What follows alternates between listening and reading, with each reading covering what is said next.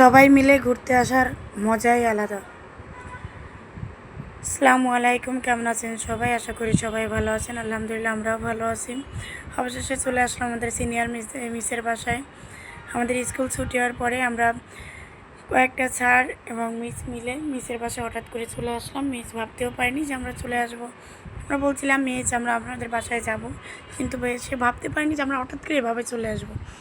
তো আমাদের ছুটি হওয়ার পরেই আমরা মিসের বাসায় চলে গেলাম এবং মিস ছোটাছুটি করতেছিল আমাদেরকে কি খাওয়াবে, কি করবে না করবে এগুলো নিয়েই সে বিজি ছিল। আর আমি ঘুরে ঘুরে দেখতেছিলাম আর এবং ভিডিও নিচ্ছিলাম। এটা ছিল মিসের রান্নাঘর আর এটা ছিল তার ডাইনিং রুম। আর মিস ছাড়া যেখানে বসা আছে ওটা হচ্ছে তার ড্রয়িং রুম। মাশাআল্লাহ মিসের বাসাটা অনেক সাজালো গুছালোই ছিল। চাকরি করে সংসার সামলিয়ে ছেলে মেয়েকে সামলিয়ে সংসার গুছিয়ে রাখাটাই হচ্ছে টাফ। তারপরও যে মিস এত সুন্দর করে সাজিয়ে রেখেছে, আলহামদুলিল্লাহ। আর এটা হচ্ছে মিসের ব্যালকনি ছিল। ব্যালকনিতে অনেক গাছ ছিল।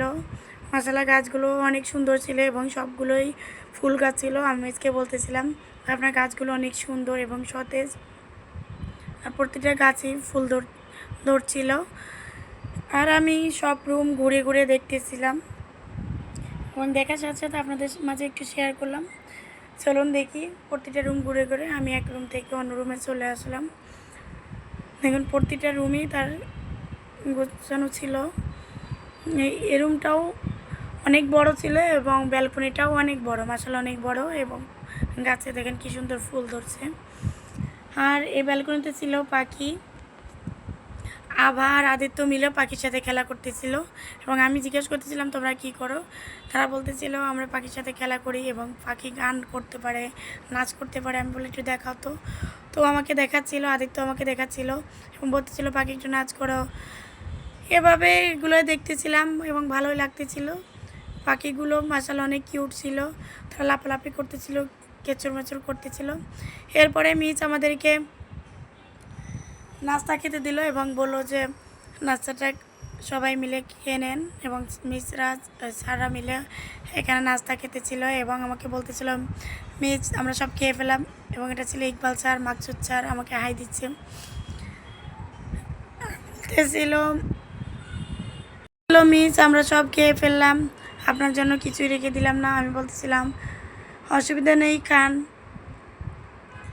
আর আমি ঘুরে ঘুরে দেখতেছিলাম আর ছোট ছোট করে শ্যুট নিচ্ছিলাম। অবশেষে মিস রান্না বান্না সব কিছুই কমপ্লিট করে ফেললো এবং আমাদেরকে বললো আসেন খাওয়া দাওয়া শেষ করেন।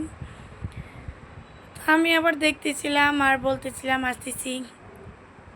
খাওয়া দাওয়া শেষ হলে তো শেষ। ইকবাল স্যার এসে বসে পড়লো এবং আমাকে আবার হাই জানাচ্ছে।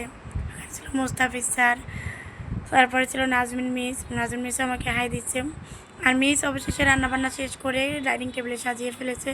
এখানে ছিল খুদে ভাত, লোডে শুটকি ভর্তা, তারপরে ছিল পুঁটি মাছের চচ্চড়ি, ডিম ভাজি, তারপরে ছিল ছোটো গুঁড়া মাছের চচ্চড়ি, আর ছিল গরু মাংস ভুনা।